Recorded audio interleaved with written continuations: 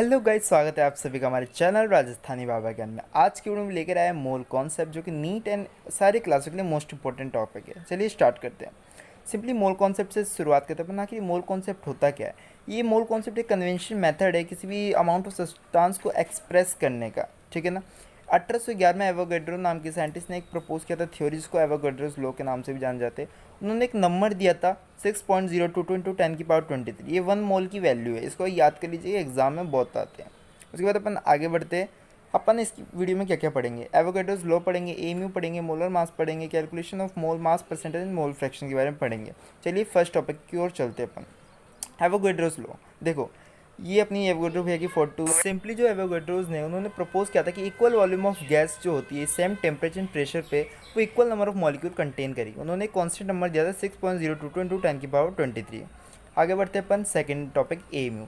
Full form है atom mass unit. एम्यू को अब यू के नाम जान जाता है, इस मतलब यूनिफाइड बैरस। अब 1 एम्यू इक्वल होता है 1/12 मास ऑफ 1 कार्बन एटम्स के। ओके, ये याद करने वाली चीज़, इसको याद कर लीजिएगा।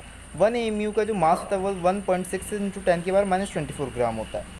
अब बढ़ते मोलर मास की तरफ। Simply calculation of mass of molecules को अपन मोलर मास बोलते हैं। एग्जांपल H2 है, इसमें 2 है तो 2 ब्रैकेट में हाइड्रोजन का मास प्लस ऑक्सीजन का मास, तो अपना 80 ग्राम वाटर का मास निकल जाए। सिंपली अपन को ग्लूकोज का मोलर मास निकालना है। उसके लिए अपन क्या करेंगे, जो जो जो अपन को दे रखा है 6 दे रखा है तो 6 मल्टीप्लाई कार्बन का मास 12 होता है, प्लस 12 दे रखा है 12 मल्टीप्लाई हाइड्रोजन का मास 1 होता है, प्लस 6 ऑक्सीजन का 16 होता है। ये अपन ने लिख दिया।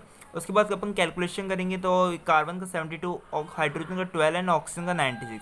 कैलकुलेशन करने पर 180.162 यू यानी एम आ रहा है।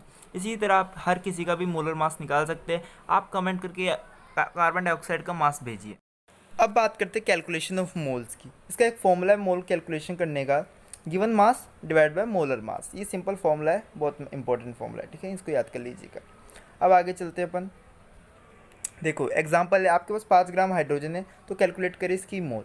तो सिंपली अपन क्या करेंगे, मोल है तो अपन गिवन मास अपन को 5 ग्राम दे रखा है एंड हाइड्रोजन का मास होता है 1, तो अपन की जो 5 मोल इसका वैल्यू आ जाएगा। अब चलते अपन लास्ट मतलब पांचवा टॉपिक, मास परसेंटेज।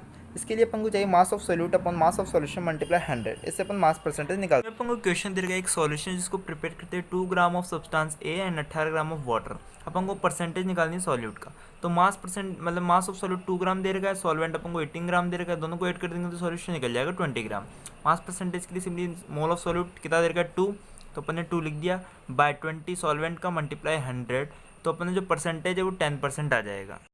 अब लास्ट है कि अपना मोल फ्रैक्शन। देखो ये एक रेशियो है पर्टिकुलर कंपोनेंट का total number of mole of solute. Basically mole fraction निकालने के लिए एक फॉर्मूला है, number of mole of A number of mole of solution. A यहाँ पे सॉल्यूट है एंड बी यहाँ पे सॉल्वेंट होता है।